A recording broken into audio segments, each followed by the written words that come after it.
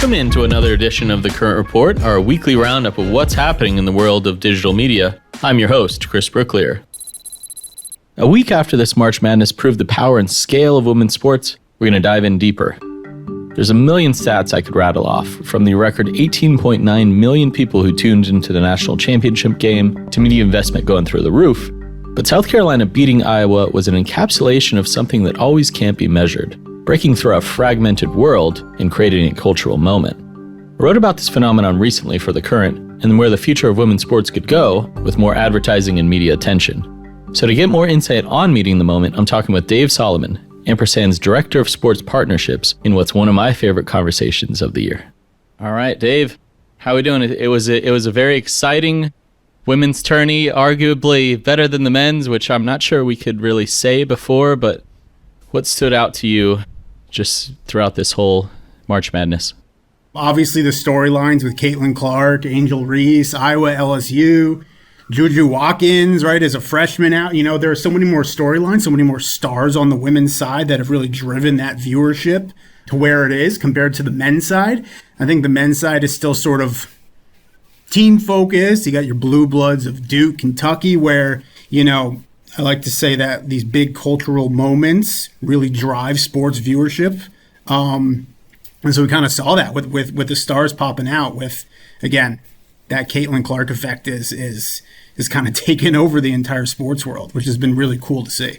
Yeah, no question. I mean, I feel like on the women's side, she feels like a Steph Curry, right? Someone that's like really changing the game. But like, for me, the $1 million question is why now for women's sports? Do you have any thoughts? First and foremost, like this exact moment, if we're going to talk about that, is Caitlin Clark, right? It is that moment for her.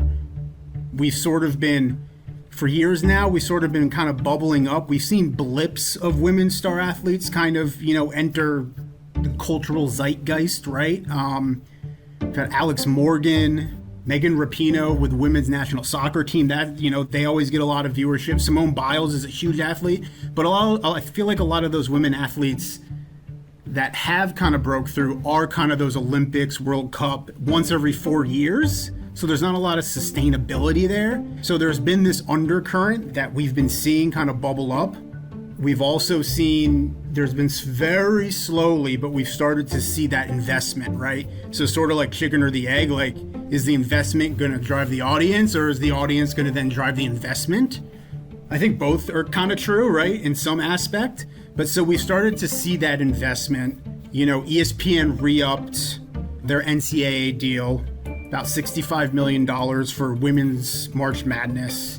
Amazon just extended their WNBA deal as well, which I think just happened like last week. We've seen a large increase in women's sports here at Ampersand for us as well. You're mentioning how Ampersand is getting bigger into women's sports in terms of the investment. Can you tell me a little bit more about that? In the past 2 years, we've seen 1,000% increase in women's March Madness revenue, which is like insane. So we've almost gone from almost zero, no brands were really interested in it. And now we've seen this huge wave. Last week for me was insane. Here within the walls of Ampersand, the amount of brands that were calling us, trying to get into these Final Four games and the finals games was just something that I've never seen before. I really haven't seen it really in any other sport, like in the moment. Again, that cultural moment. I haven't really seen another event where in the moment brands have been trying to get in as much as they were these past 3 games last week. So then what did you tell these people that were all trying to get in?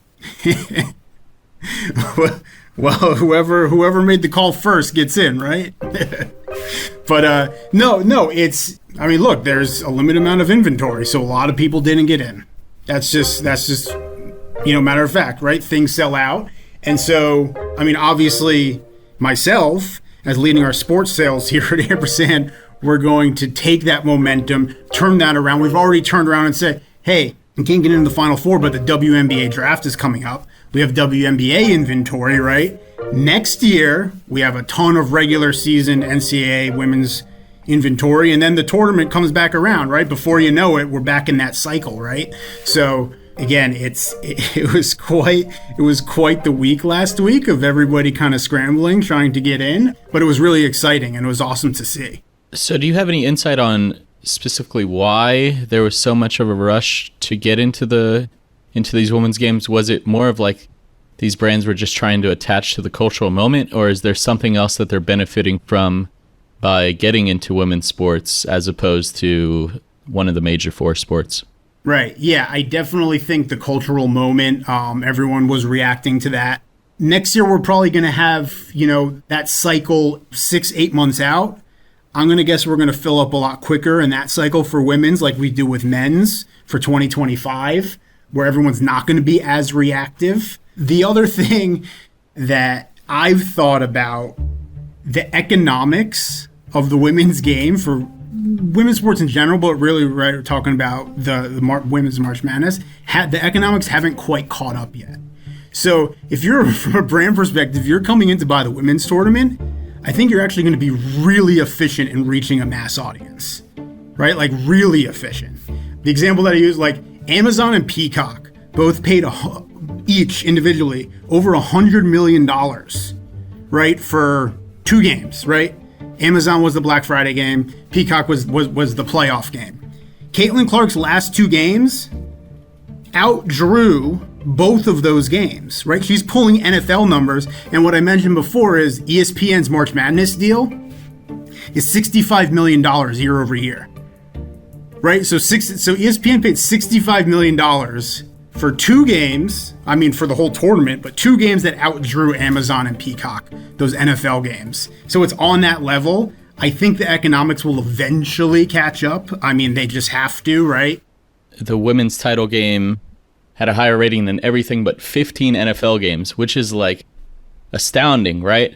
WNBA, they're looking to double their media deal, right, when it comes up this year. So I think there's a lot to look forward for. And, I had a ton of fun nerding out with you on some women's sports business, and we'll see where it goes from here.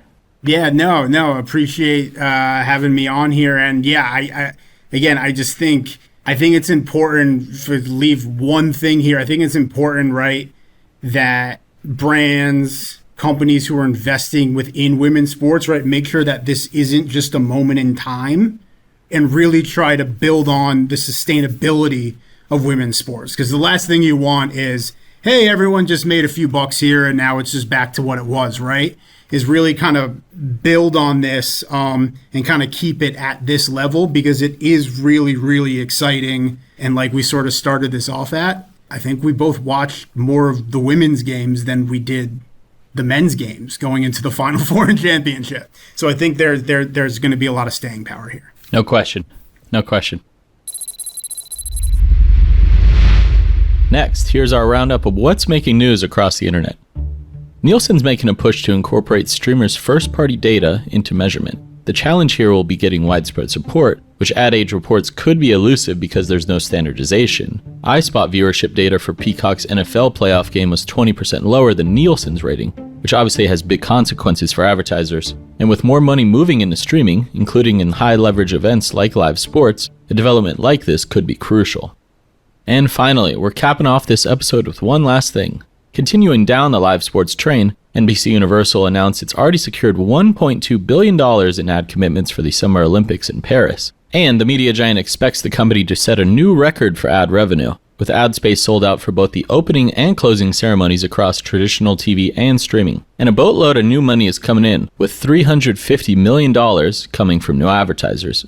The growth of Peacock plays a huge role in that, with new opportunities to advertise as, for the first time ever, every single event will stream live on the streaming app. And that's it for this edition of The Current Report. For a deeper dive on all these stories plus more, check out thecurrent.com. And of course, please like and subscribe on YouTube, plus leave us a review on Spotify, Apple, or wherever you listen. And if you want to hear more from The Current, listen to The Current Podcast, where we interview some of marketing's biggest leaders about their keystone career moments and where the industry is going next. We'll see you next week.